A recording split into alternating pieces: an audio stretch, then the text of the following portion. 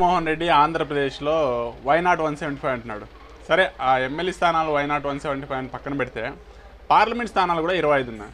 అయితే ఈ 25 పార్లమెంట్ స్థానాల్లో 1, 2, 10, 25 గెలిస్తే ఎవరికి సపోర్ట్ చేస్తారు సెంటర్లో?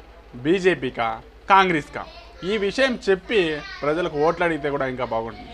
కాంగ్రెస్కి చేయాలంటే వాళ్ళ చెల్లి కాంగ్రెస్లో ఉంది, ప్రత్యర్థిగా ఉంది. బీజేపీకి చేయాలంటే ఏమో బీజేపీ ఆల్రెడీ జనసేన టీడీపీతో కూటమిలో ఉంది. మరి ఎవరికి చేస్తాడు ఈయన? ఎవరికి చేయడా?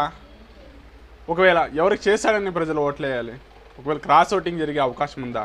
ఇక్కడ జగన్మోహన్ రెడ్డికి వేసి ఎమ్మెల్యేకి, ఎంపీకి వేరే పార్టీకో, బీజేపీకో, టీడీపీకో లేదా కాంగ్రెస్కో కడప లాంటి చోట వేసే అవకాశాలు ఏమైనా ఉన్నాయా అనేది ఆలోచించాల్సిన విషయం.